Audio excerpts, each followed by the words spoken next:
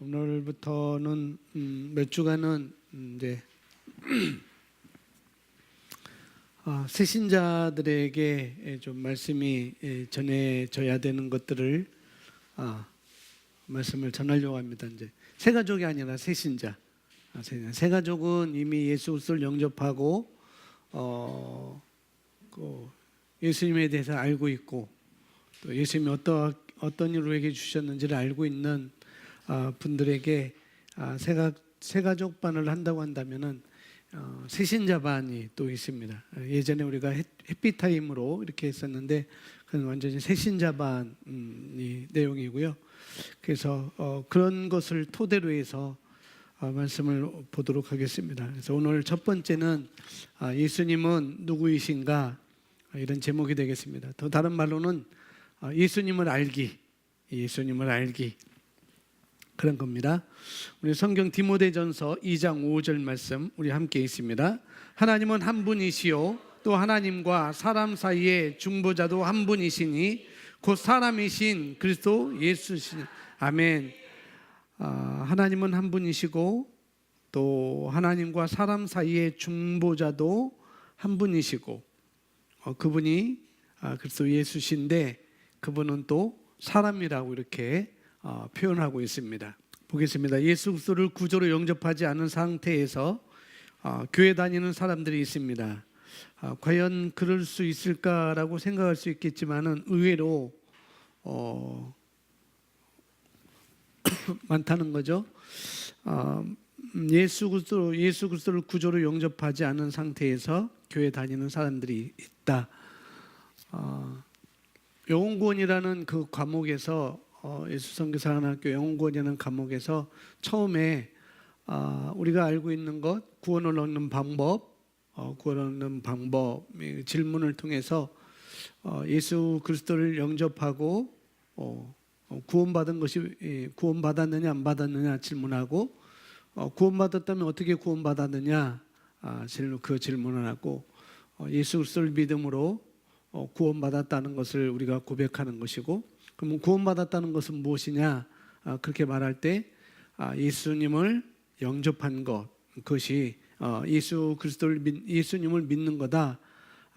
그것이 예수님을 영접한 것이고 그럼 예수님의 영접은 어떻게 하느냐 로마서 10장 10절 사람이 마음으로 믿어 의에 이르고 입으로 시인하여 구원해 입으로 마음으로 믿고 입으로 시인하는 것 그것이 영접한 것이고 그러면은 그 내용 어떤 것을 마음으로 믿고 시인하느냐 그것은 앞에 있는 구절 예수님께서 나의 주님이신 것과 하나님께서 그 아들을 그를 죽은 자 가운데서 살리신 것을 내가 믿는 것 내가 시인하는 것 그것이 믿는 것이고 그걸 고백하는 것이 될 때 바로 내가 구원의 확신이 있다는 것을 우리 입으로 말해줄 수 있는 간단한 내가 만난 사람들에게 전해줄 수 있는 구원을 얻을 수 있는 메시지가 될 수가 있습니다.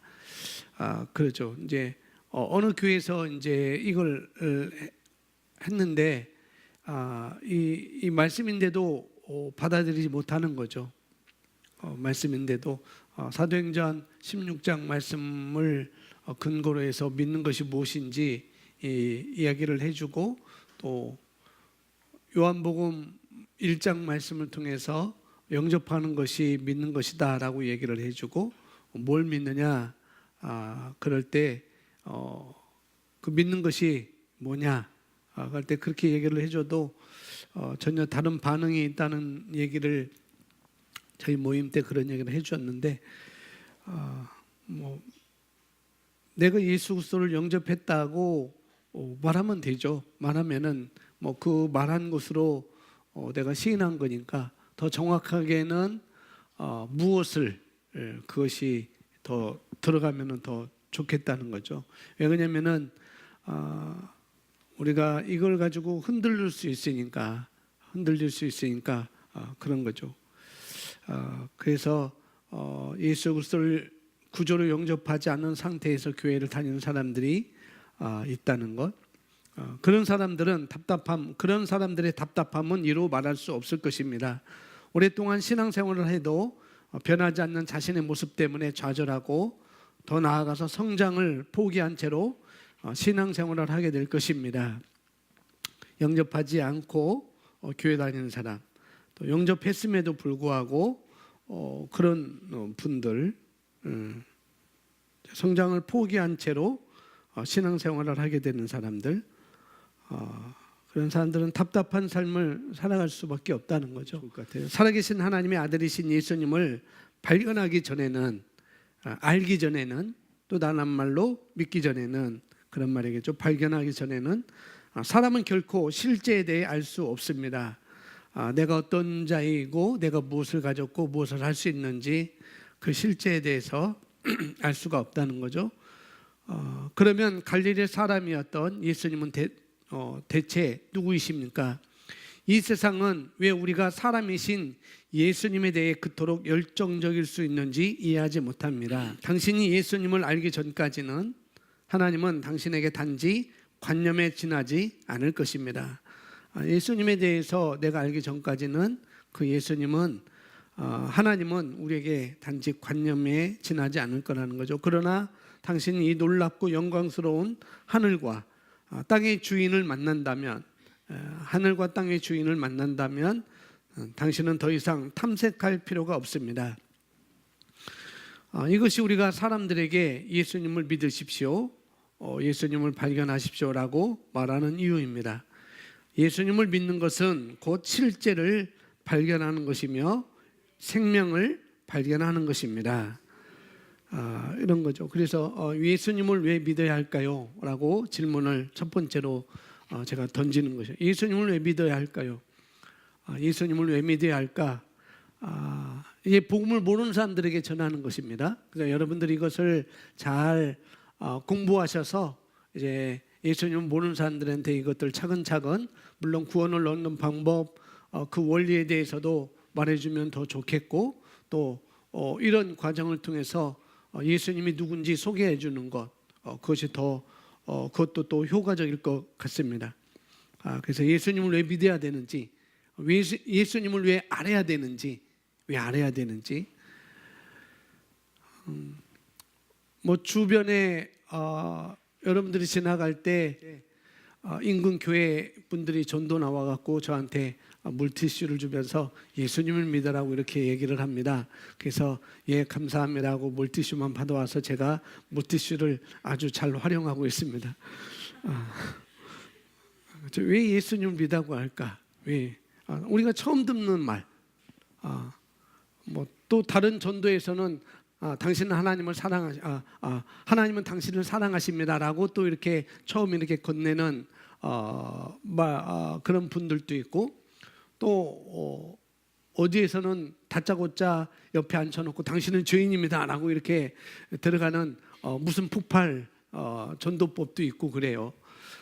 근데 대체적으로 많이 듣는 용어는, 그런 표현은 예수님을 믿으세요, 내지 하나님은 당신을 사랑하십니다라고 이렇게 얘기를 하죠. 왜 예수님을 믿으라고 하는가? 왜 예수님을 믿으라고 하죠? 왜 예수님을 알아야 되죠? 그걸 우리가 가르쳐 줘야 되죠. 우리가 알아야 되고 그걸 가르쳐야 되죠. 왜냐하면은 그것을 통해서, 예수를 믿는 것을 통해서 하나님을 만날 수 있기 때문에, 그런 거죠. 예수님을 통해서 하나님을 만날 수 있기 때문에, 그래서 예수님을 믿으라고 얘기하는 것이고, 그래서 예수님을 알라고 이렇게 우리가 말하는 것이죠. 그래서 정말 우리가 예수님을 알면, 정말 우리가 예수님 믿으면은 정말 그 사람은 쉼이 있고 기쁨이 있고 행복이 있습니다. 정말 말씀을 우리가 한 가지라도 알면은 그런 사람은 쉼이 있고 행복이 있죠.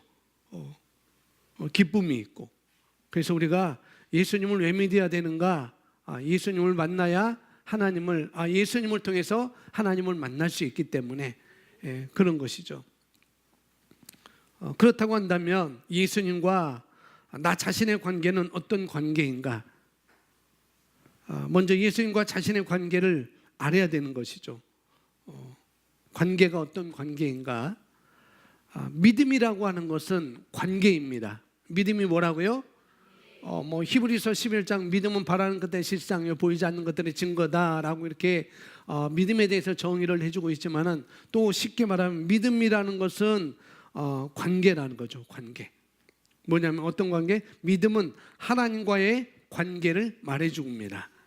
하나님과의 관계를 말해주는 거예요. 그래서 청춘 남녀가 아무리 좋아도 부부의 관계가 될 수 있는 것은 어떻게 해야 되죠? 결혼해야 되죠. 결혼을 통해서 부부의 관계가 되는 거죠. 그런 것처럼 똑같습니다.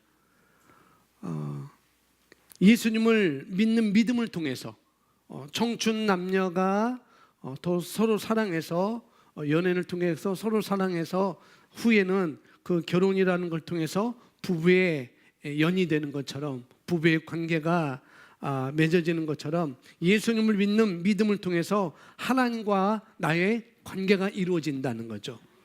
어떤 관계일까요? 어떤 관계? 하나님과 아들의 관계. 하나님과 아들의 관계보다도 바로 하나님을 아버지라고 하는 것. 그래서 아버지와 자녀의 관계가 이루어지는 것이죠. 뭘 통해서? 믿음이라는 걸 통해서.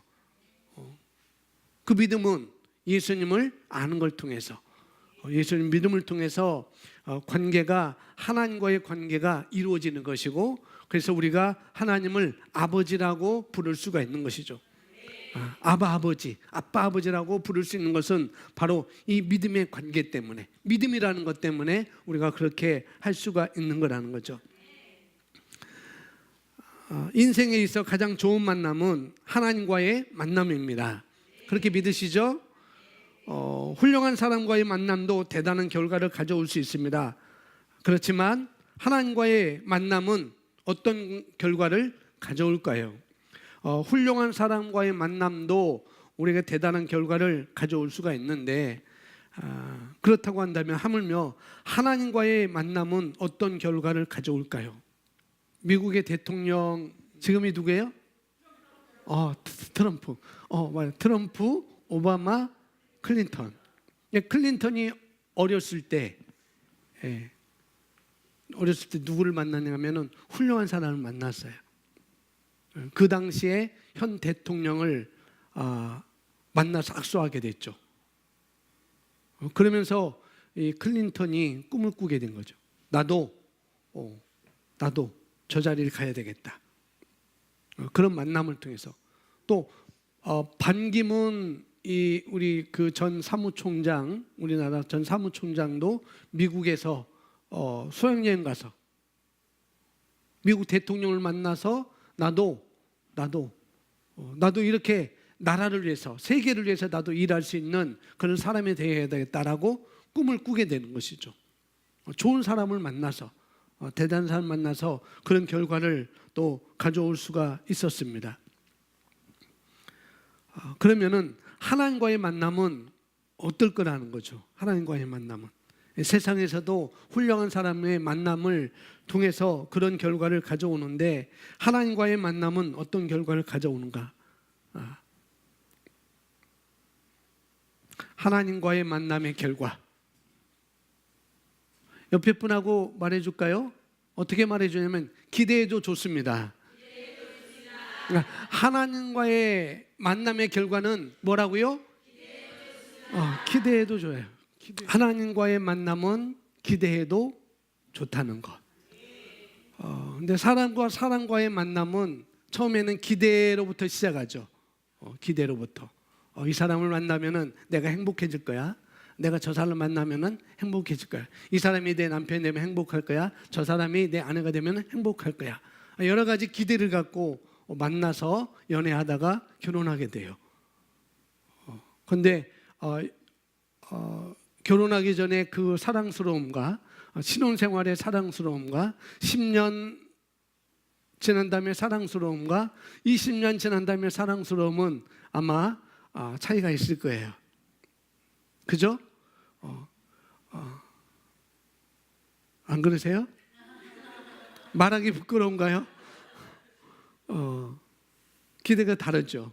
뭐 그때는 눈에 불이 났었는데 지금은 뭐 그 불이 다른 불이 되고 그죠. 사랑의 불이었었는데 지금은 불이 이렇게 되는 그런 것입니다. 네, 기대가 그렇게 있는데 사랑과의 만남은 좋을 수도 있는데 기대가 그렇게 커졌다가 기대치가 또 떨어질 수 있죠. 그래서 사람과의 만남은 아무리 좋은 만남도 실망이 될 수가 있다는 거죠. 아픔이 될 수도 있고.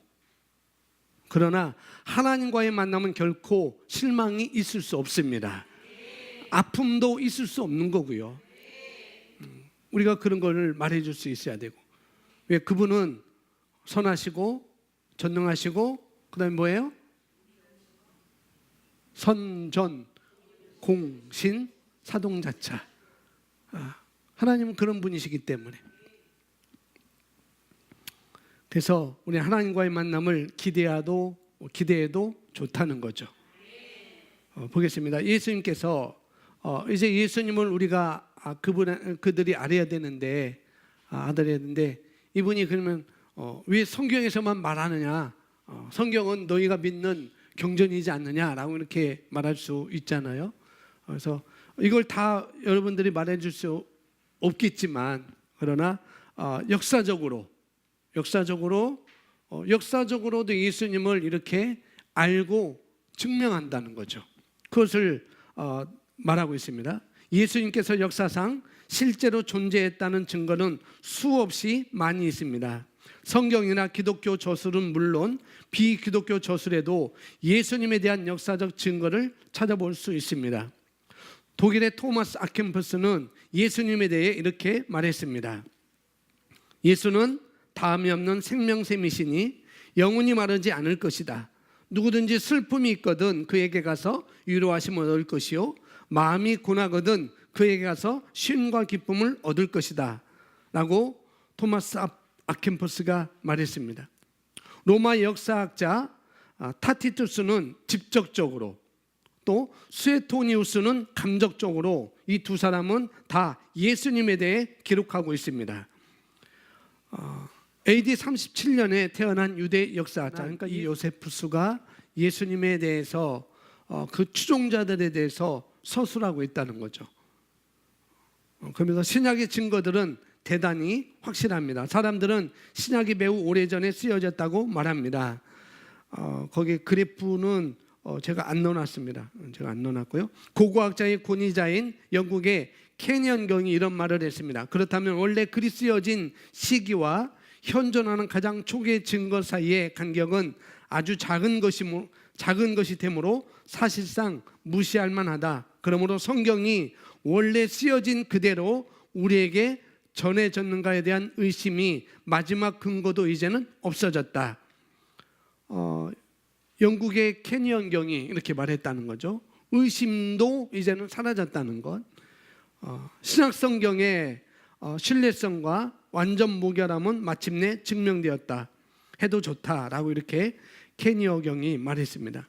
신약성경과 또 그 밖의 역사적인 자료들로부터 우리는 예수님이 실제로 존재했다는 것을 알 수 있습니다. 성경에서 말씀하시는 예수님은 그렇다면 역사학적으로 이렇게 말하는데 그러면 성경에서 말씀하시는 예수님은 어떤 분일까? 그걸 우리가 살펴보겠습니다. 요한복음 14장 6절 말씀 고백합니다.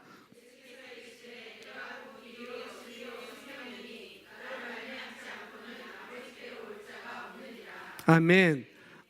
예수님의 자신에 대해서 설명한 것 중에 하나의 성경 구절입니다.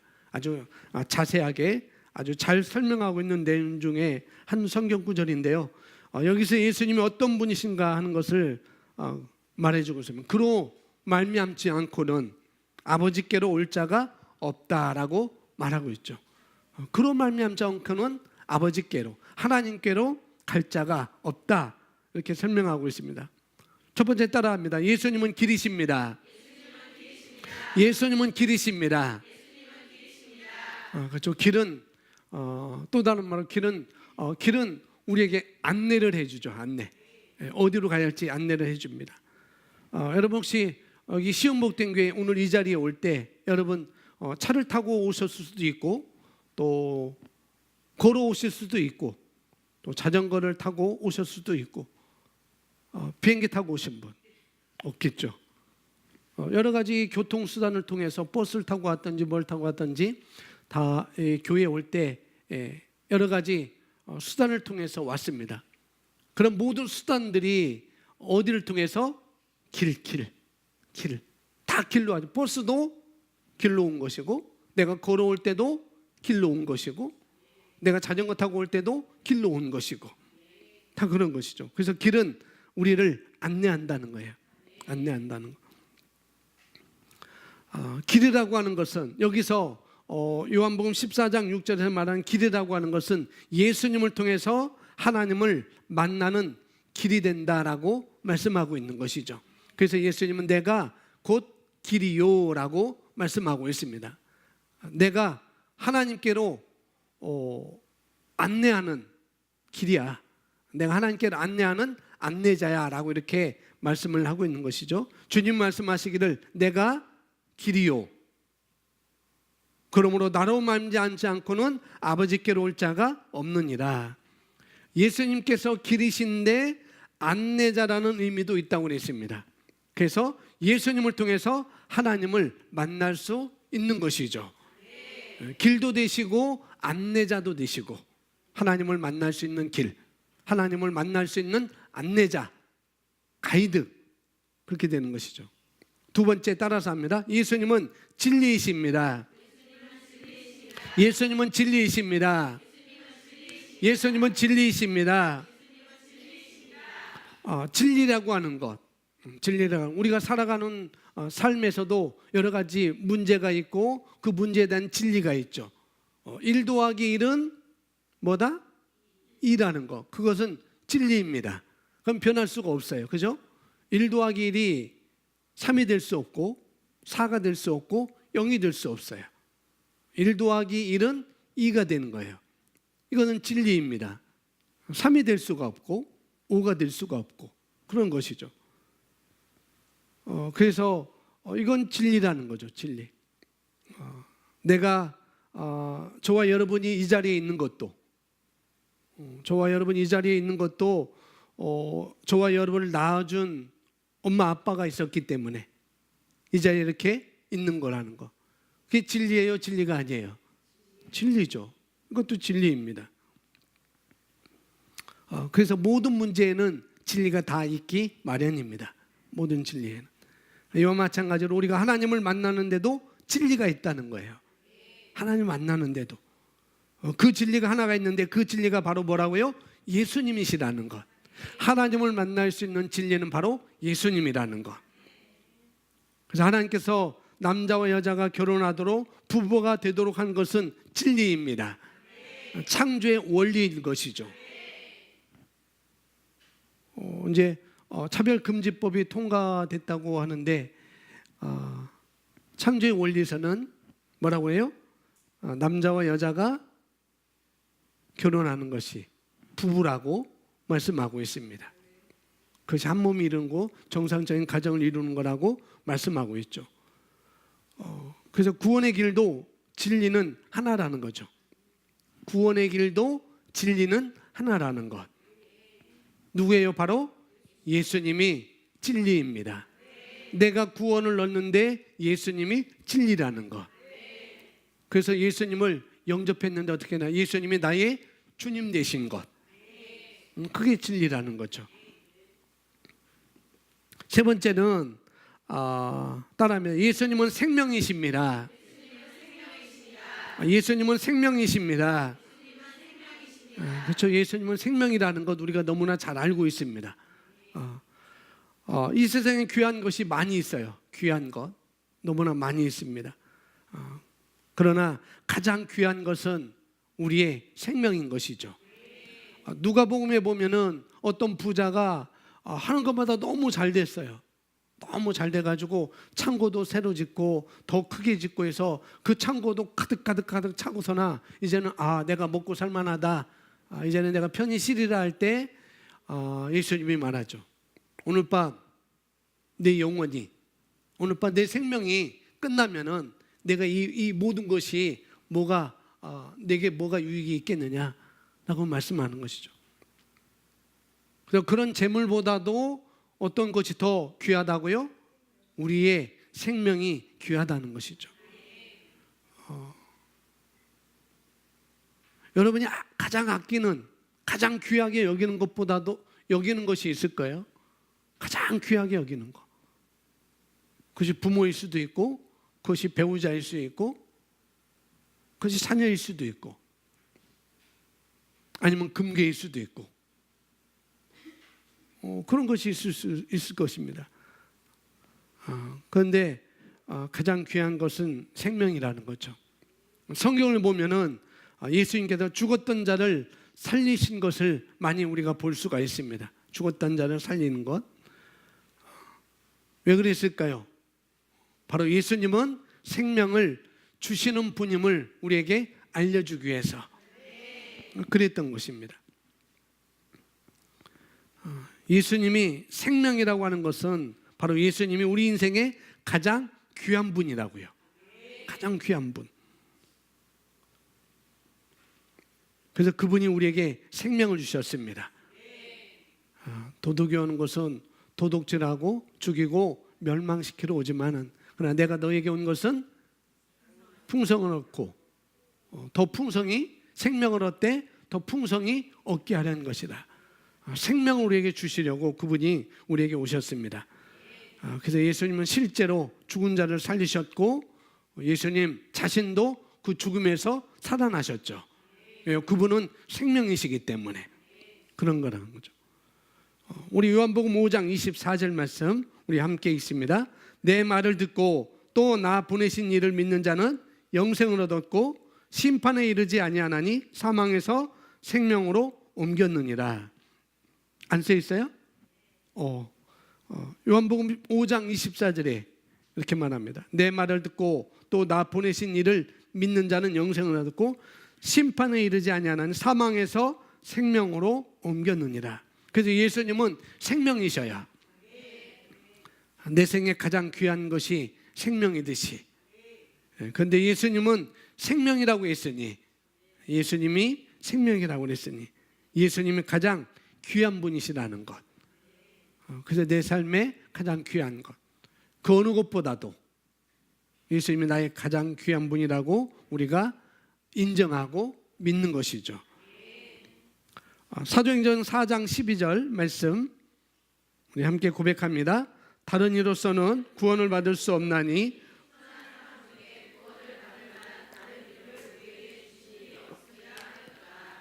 다른 이로서는 구원을 받을 수 있다 없다? 없다 하는 거죠. 천하 사람 중에 구원을 받을 만한 다른 이름을 우리에게 주신 일이 없다는 거죠.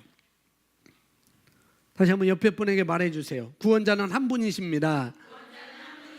구원자는 한 분입니다. 예수님 한 분뿐입니다. 아멘. 그 어느 누구도 이 세상에 구원자는 예수님 한 분뿐이라는 거.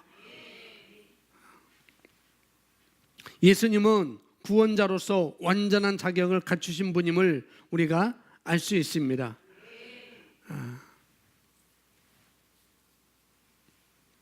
구원자로서 완전한 자격을 갖추신 분, 구원자로서 완전한 자격을 갖추신 분. 여기 결혼한 분들이 많잖아요. 결혼한 분들이 많은데 여러분들이 결혼할 때 여러분 배우자에 대해서 생각을 하셨을 거 아니겠어요? 어떤 나의 배우자는 이런 자격이 있어야 된다라는 그런 것이 다 있었을 것입니다. 은서는 아직 결혼 안 했지? 그러니까 그건 모를 것이고, 누구 얘기해 보실래요? 나는 결혼하기 전에 이런 내 배우자에 대해서 이런 자격을 생각했고 그 자격을 대로 이렇게 제가 선택했습니다. 누가 말해주겠어요? 자격 하나도 없이 그냥 하셨군요. 대단하신 분들이네.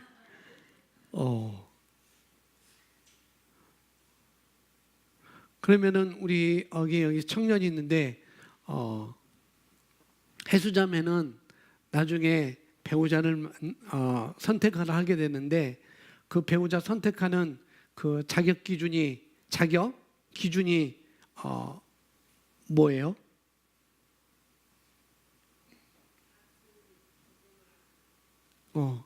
같은 복음을 아는 사람, 같은 복음 안에서 신앙생활하는 사람. 그것만? 그것만 아니지? 그것만 아닐 거야. 우선은 그거고 또 다른 것도 있어야 되겠죠. 그런 겁니다. 그런 거죠, 다. 어떤 배우자를 만날 때 나는 이런 자격이 있어야 나는 결혼할 거다라고. 아마 해피타임 하신 분들은 여기 할 때 저의 자격 기준을 들었을 거예요. 내 배우자에 대한 자격 기준 들었을 것입니다. 다 그런 것이 있다는 거죠. 내 배우자는 어떤 자여야 되는가? 내 배우자는 이런 것들이 갖춰야 된다. 이런 것들이 갖춰야 된다라고 해서 결혼을 하셨을 거예요. 이와 마찬가지로 우리를 구원하기 위해서 예수님도 자격이 있어야 된다는 거죠. 자격.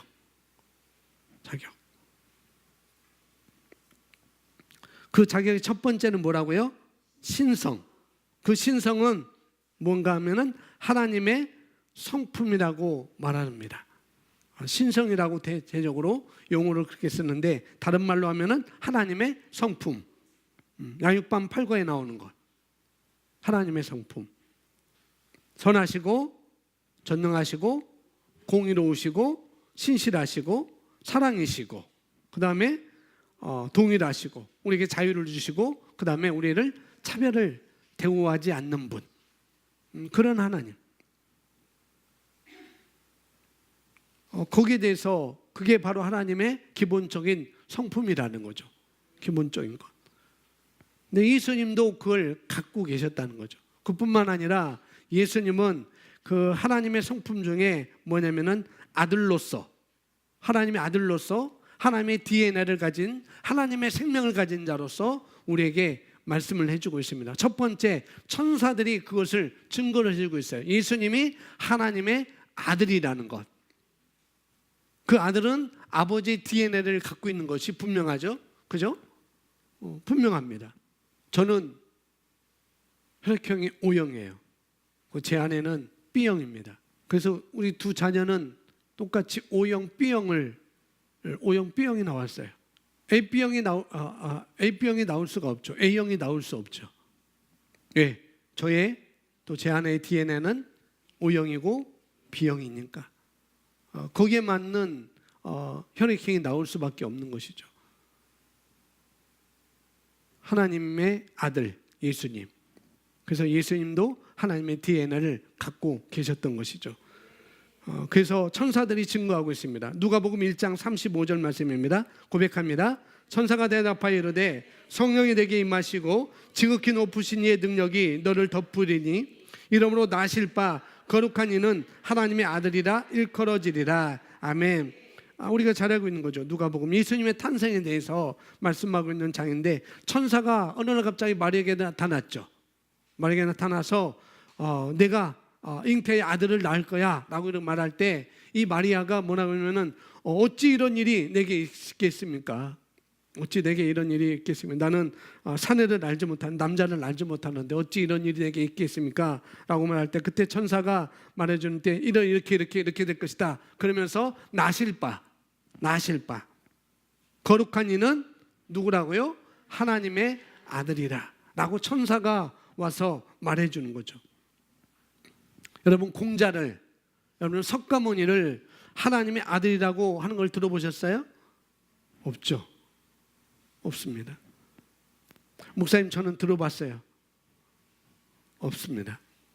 공자를 석가를 하나님의 아들이라고 들어본 적이 없어요. 어느 곳에도 없습니다. 어느 곳에도. 그런데 예수님은 하나님의 아들이십니다. 그 예수님을 믿는 우리도 하나님의 아들로 생명을 가지고 태어난 것이고 그러니까 예수가 하나님의 아들이라고 예수가 하나님의 아들이라고 에이 말도 안 돼. 어떻게 그런 일이 있어라고 세상 사람들은 하나님을 대해서 예수님에 대해서 성경에 잘 모르는 사람들은 그렇게 말할 수가 있다는 거죠. 어떻게 사람이 하나님의 아들이 될 수 있느냐? 어떻게 예수가 하나님의 아들이 될 수 있느냐라고 그렇게 말할 수가 있는데 사람들이 그렇게 말할 수가 있다는 것. 한마디로 이해가 안 간다는 거죠. 이해가 안 가는데요. 어떻게 그럴 수 있어요? 니고데모가 말한 것처럼 어떻게 그런 일이 있을 수 있습니까? 다 컸는데 어떻게 다시 어머니 모태에 들어갔다가 나올 수 있고 어떻게 우리가 거듭날 수가 있습니까? 영생을 얻을 수 있습니까? 라고 이렇게 마음의 이해가 안 간다고 생각하는 분들이 있을 수 있을 거라는 거죠. 맞아요. 성경에는 이해가 안 되는 부분들이 너무나 많이 있습니다. 이해가 안 되는 부분들, 이해가 안 되는 표현들, 이해가 안 되는 말들이 굉장히 많습니다. 그렇죠? 여러분도 성경 보시면은 여러분은 잘 믿기 때문에 이해가 간다 하시지만은 그러나 일반 사람들은 이해가 안 간다고 생각할 수가 있어요. 이해가 안 간다고. 뭐 예수님이 물 위를 걸어갔다고? 내가 걸어보니까 나는 빠지기만 하더라 라고 이렇게 하고 뭐 예수님 풍랑 있는 바다를 잔잔케 하셨다고? 나는 아무리 가서 장풍을 쏴도 장풍도 안 나고 대도 않더라 라고 이렇게 말하고 그렇게 사람들이 이해가 안 간다는 거죠. 과연 이런 것들이 이해가 안 간다고 이렇게 말할 수가 있다는 거죠. 솔직히 그들에게 눈에는 이해가 안 가죠. 그럴 때 이해가 안 가는 사람에게는 그렇게 말씀해 주시면 되겠습니다. 따라서 합니다. 하나님은 말이 안 되는 일도 하시는 분이시다. 말이 안 된다고 하는데 그 사람한테는 하나님은 말이 안 되는 것도 하시는 분이에요. 말이 안 되는 것도 하시는 분이에요. 그래도 이해가 안 간다고 그건 어불성설이라고 왜 말장난하냐고 그럴 수가 있을 거예요. 진실성도 없고 또 여러 가지를 얘기할 수 있는데 근데 하나님이시기 때문에 말이 안 되는 것, 우리가 이해가 안 되는 것을 하시는 분이라는 것. 우리가 이해할 수 있고 우리가 말할 수 있고 우리가 할 수 있는 것을 하시는 분은 할 수 있는 분은 굳이 우리가 신이라고 이렇게 표현할 수가 없죠. 그렇죠? 그렇게 우리가 말하면 되는 것입니다. 우리가 믿을 수 있는 것은 말이 안 되는 일을 하셔야 우리가 믿을 수가 있는 것이죠. 이해가 안 되는 것을 하실 수 있어야 우리가 믿을 수가 있는 것이죠. 만약에 하나님이 이해가 되고 말이 되는 말만 하신다면 그럼 우리가 하나님을 믿을 필요가 없는 것이죠. 다 이해가 가는데 다 말이 되는데 그 사람들이 그런 줄. 지금도 여러분은 수없이 산소를 들여 마십니다. 그죠? 그리고 들여 마신 다음에 이산화탄소를 여러분 내뱉잖아요. 그게 보입니까? 안 보이죠. 안 보여도 이해되죠. 안 보이지만은 그렇게 내가 산소를 마시고 있다는 것으로 내가 이해를 하고 있는 것이고 믿는 것이고 그럴 때 내 입에서는 또 이산화탄소가 나온다는 것을 내가 이해하고 믿는 것이죠. 그래서 그런 사람들에게 이해가 안 간다고 말이 안 된다고 하는 사람들은 뭐냐면은 이런 얘기하는 거예요. 보이냐고. 그것이 보이냐고. 바람이 보이냐, 산소가 보이냐, 이산화탄소가 보이냐, 뭐가 보이냐, 연탄가스가 보이냐. 안 보여도 사람이 뇌가 이상해지지 않느냐. 뭐냐면은 그것을 인정하는 거죠. 산소를 마시고 있다는 것을 내가 인정하는 것이고 믿는 것을 다른 말로 인정하는 것이고 내가 이산화탄소를 내뱉고 있다는 것을 내가 인정하는 것이죠. 예수님도 그렇게 인정하시면 되는 거예요. 그렇게 거기부터 시작하는 것이죠. 믿기로 선택하는 것입니다. 믿기로 선택하는 것. 천사들이 이렇게 예수님이 하나님의 아들이라는 것을, 신성을 가진 하나님의 아들이라는 것을 우리에게 말씀해 주고 있고, 그래서 예수님은 우리를 구원할 수 있는 자격이 있다, 그걸 말해 주는 거죠. 또 하나는 두 번째는 귀신들이 증거하고 있습니다. 성경 보겠습니다. 또 예수께서 시작.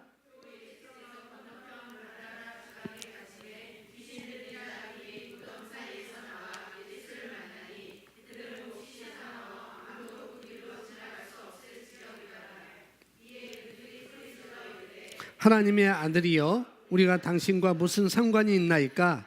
때가 이르기 전에 우리를 괴롭게 하려고 여기 오셨나이까? 하더니 귀신들이 증거하고 있어요. 지금 여기 보니까 예수님께서 가라다 지방에 가셨는데 예수님과 귀신이 만남을 이야기를 하고 있습니다. 이어서 30절에 보면 이런 거 있어요. 멀리서 많은 돼지떼가 먹고 있을 때 귀신들이 예수님께 요청하죠. 우리를 쫓아내시려면, 귀신들이 말하는 거예요. 하나님의 아들이라 라고 이렇게 말하면서 우리를 쫓아내시려면은 그냥 쫓아내면 저기 돼지떼에 우리에게 돼지떼에 들여 보내달라고 귀신들이 예수님께 요청합니다. 그 귀신들이 예수님에 대해서 뭐라고 하는가? 하나님의 아들이라고. 하나님의 아들이라고. 그리고 에베소서도 또 말합니다. 귀신들도 예수가 주님인 것을 알고 있다고 이렇게 말하고 있습니다. 여기 귀신들이 분명히 예수님을 알고 있었습니다. 누구라고요? 하나님의 아들이라고. 하나님의 성품을 가진 자, 하나님의 신성을 가진 하나님의 아들이라고 말하고 있어요. 그런데 이 귀신이 예수님을 만나서 지금 벌벌벌 떨고 있는 것이죠. 그래서 우리를 괴롭게 하려고, 29절에 끝에 보면은 우리를 괴롭게 하려고 여기 오셨나이까? 라고 귀신들이 말합니다. 때도 아직 안 되었는데 우리를 괴롭게 하려고 오셨습니까? 예수님을 만난 귀신이 예수님을 굉장히 두려워하고 있는 것을 우리가 볼 수가 있습니다. 믿음이라는 것은 아까 믿음이라는 것은 하나님과의 관계라고 이렇게 말씀을 드렸고, 믿음은 예수님을 내 마음에 모시는 거예요. 믿음은 그걸 영접이라고 하고 따로 말로 그렇죠. 우리는 예수님을 모시고 살아요. 그죠? 예수님을 영접했습니다. 우리가 믿고 있는 분은 하나님의 아들입니다. 아멘. 이 귀신은 정확하게 알았어요. 예수가 어떤 분인 것을 정확히 알았죠. 예수님이 귀신을 여기 내쫓으려 할 때 귀신들이 돼지에게 들여보내달라고 이렇게 하잖아요. 8장 31절에 나중에 성경 찾아보면 그렇습니다. 예수님이 가라고 하니까 돼지에게 들어가서 결국은 물속에서 다 몰사하게 만들죠. 그냥 그런 원리를 볼 때 결국 귀신을 섬기는 것은 결국 망하는 길로 간다는 거죠.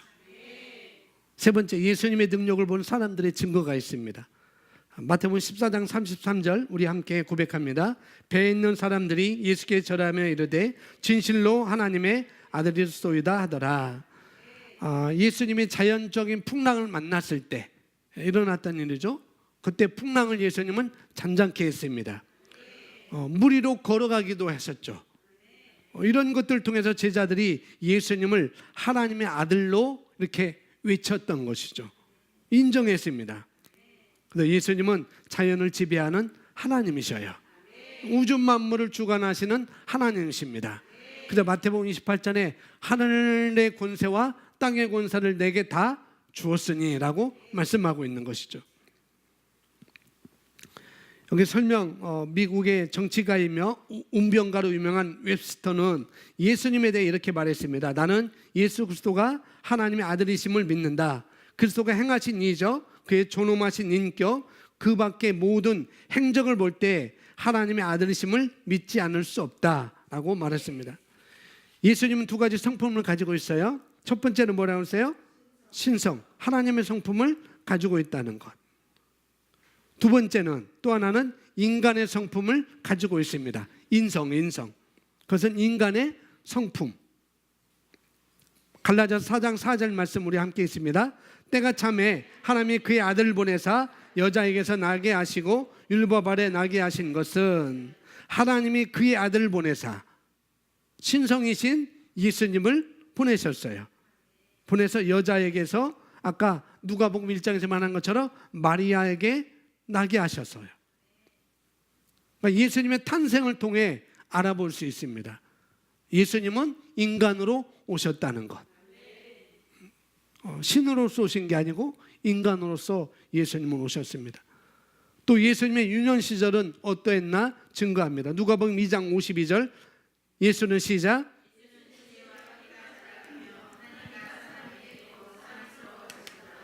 예수님의 지혜와 키가 자라갔다는 것은 우리가 똑같은 성장 과정을 거쳤다는 거예요. 사람으로 태어나시고 하나님의 아들이었지만은 사람으로 태어나시고 자라면서 우리가 똑같은 성정으로 똑같은 성장 과정을 거치셨습니다. 어느 날 갑자기 슈퍼맨이 된 게 아니고 어느 날 갑자기 천사로 뚝 장성한 자로 태어난 것도 아니고 예수님 우리와 똑같은 인간으로 오셨다는 것. 그렇게 우리처럼 자라고 우리처럼 성장하셨습니다. 또 하나는 예수님의 삶, 예수님의 일과 속에서 살아계심을 우리가 볼 수 있습니다. 마태복음 4장 2절입니다. 시작. 40일을 밤낮으로 금식한 후에 줄이신지라. 예수님도 한참이나 안 드셨죠. 못 먹으셨어요. 배가 고프셨습니다. 예수님이 예수님이 왜 배가 고팠을까요? 예수님이 왜 배가 고팠어요? 사람이니까?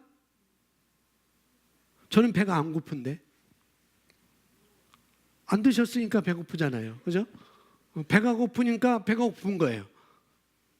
오늘 성경 말씀대로 하면은 왜요? 예수님은 사람이기 때문에 안 드셨어요. 못 드셨기 때문에 사람이기 때문에 예수님도 줄이신 것을 아셨던 것이죠. 또 마가복음 4장 38절에 보시면은 예수께서 고문에서 베개를 베고 주무시더니 뭐 하셨어요? 예수님이 주무셨어요. 예수님이 주무셨어요. 왜 주무셨을까요? 여러분 왜 잡니까? 졸리니까. 또 다른 말로는 사람이기 때문에. 그러니까 예수님이 줄이시고 예수님이 졸리셨다는 것은 우리와 똑같은 인간이기에 그러셨다는 거죠. 자, 그러면 왜 예수님께서 사람의 성품을 가지셔야 되는가? 하나님의 성품만 갖고 있어도 되는데 왜 사람의 성품을 가지셔야 했습니까? 그것은 우리 인간의 죄 문제를 해결하기 위해서, 즉 죄를 없애기 위해서 인간이 되셨습니다. 뭐 하기 위해서요? 인간의 죄 문제를 해결하기 위해서. 여러분, 어떤 사람이 죄를 졌어요.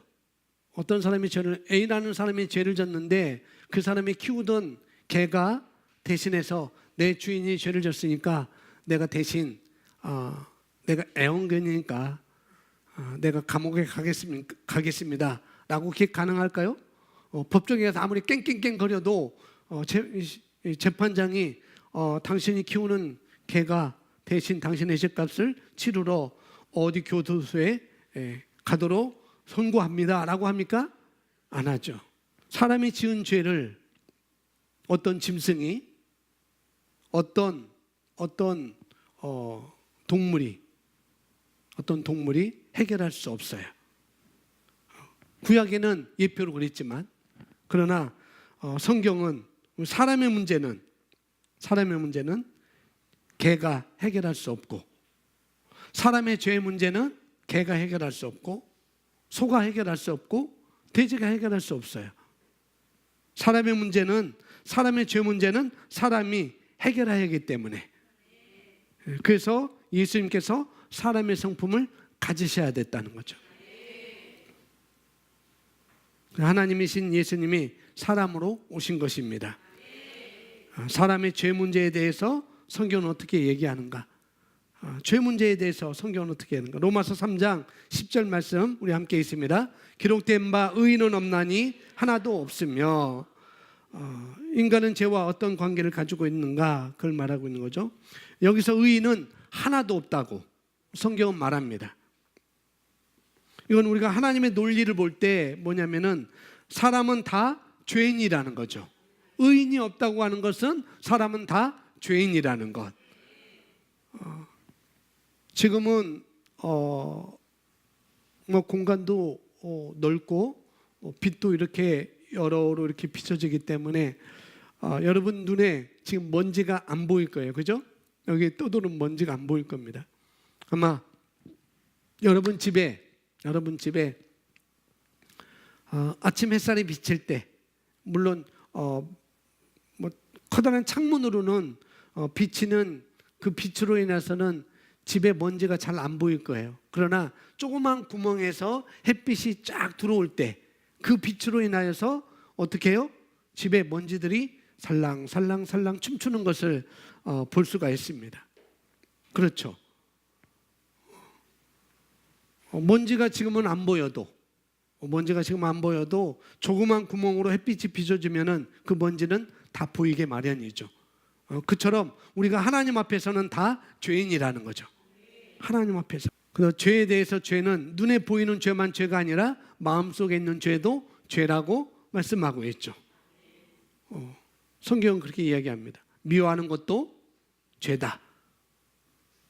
그래서 사람은 다 죄인이라는 것을 성경은 말해주고 있습니다. 로마서 3장 23절, 그 죄에 대해서 어떻게 결과는 어떤가? 함께 있습니다. 모든 사람이 죄를 범하였음에 하나님의 영광에 이르지 못하더니. 모두가 다 죄인이에요. 모두가 다 죄인. 하지만은 예수님은 우리와 다르십니다. 사람으로 오셨지만은 우리와 다르다는 것. 어떤 점이 다를까? 히브리서 4장 15절 말씀 우리에게 시작. 우리에게 있는 대제사장은 우리의 연약함을 동정하지 못하실 리가 아니요 모든 일에 우리와 똑같이 시험을 받으신 이로되 죄는 없으시니라. 우리에게 있는 대제사장을 이야기합니다. 예수님은 우리와 똑같이 시험을 받으신 똑같은 인간이시지만, 그러나 죄가 있다고요, 없다고요? 예, 죄가 없으십니다. 예수님은 죄가 없으신 분이에요. 사람으로 오셨지만은 죄가 없으신 분이라는 것. 그러면 예수님은 왜 죄가 없어야 되느냐는 거죠. 왜 예수님은 죄가 없어야 되는지. 그것을 요한일서 3장 5절에서 말씀해 주고 있습니다. 시작. 그가 우리 죄를 없애려고 나타나신 것을 너희가 아나니 그에게는 죄가 없느니라. 예수님에는 죄가 없으셔요. 왜요? 우리 죄를 없애려고 하시기 때문에. 예수님은 죄가 없습니다. 예수님은 우리의 죄를 없애주기 위해서, 예수님은 죄가 없는 분이라는 것. 따라합니다. 죄인을 구원할 수 없다. 그렇죠. 죄인을 구원할 수 없어요. 죄인을 구원할 수 없습니다. 인간 모두는 죄인이기 때문에 우리를 구원할 리가 있을 수 없는 거라는 거죠. 그러나 예수님은 죄가 없으시기 때문에 예수님만이 우리를 죄에서 구원할 수 있으신 것이죠. 바로 예수님은 구원자이십니다. 아멘. 이렇게 처음 아직 예수 못 믿는 사람들에게 이렇게 여러분들이 정리를 하셔서 새신자들에게 이 말씀을 전해서 예수님을 알도록 그렇게 여러분들이 복음을 전해주시면 되겠습니다. 마지막 단원 우리 함께 있습니다. 시작. 만약 예수님이 하나님의 아들이신데 당신을 위해 죽으셨지만 하나님께서 그분의 죽은 자들로부터 살리신 것을 믿는다면 당신은 자신의 삶에 대한, 그렇지 않으면 당신은 구원받지 못합니다.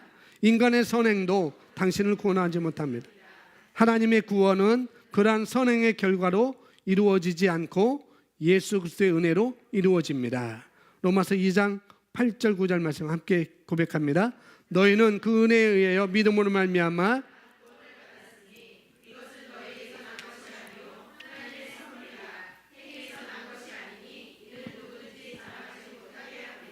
아멘.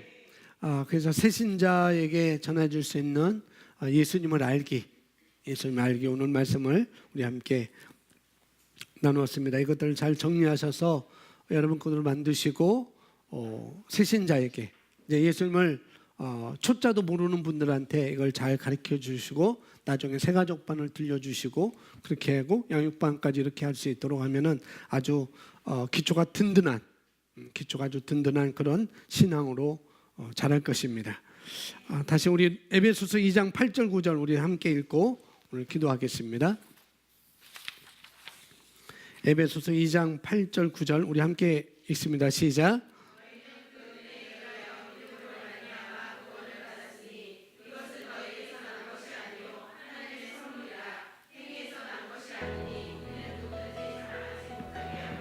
아멘. 이 시간 우리도 알아갔고 우리가 알고 있던 거지만 다시 한번 예수님을 아는 것, 예수님을 아는 것. 예수님은 성경에서 우리에게 증거를 해주고 있고 천사들이 증거하고 있고 또 귀신들 증거하고 있고 예수님 주변에 있었던 사람들이 예수님에 대해서 증거를 하고 있고 또 그 예수님은 우리에게 사람으로 오셔서 우리의 죄 문제를 해결하기 위해서 사람으로 오셨습니다. 왜냐하면 사람의 죄 문제는 사람이 해결할 수밖에 없기 때문에 그분은 사람으로 오셨지만은 죄가 없으신 분. 그래서 나의 죄를 그분이 다 해결하신 것이고 아직까지도 믿지 않는 사람들의 죄를 그분은 해결할 것입니다. 이런 믿음으로 우리 함께 하시고 또 우리가 받은 것은 은혜로 받은 것이고 우리가 자랑할 것이 없으니 늘 감사하시면서 이 복음을 펼치는 데 함께 나가기를 바랍니다. 우리 함께 기도하겠습니다. 할렐루야. 아버지 하나님 감사합니다. 아버지 하나님 감사합니다.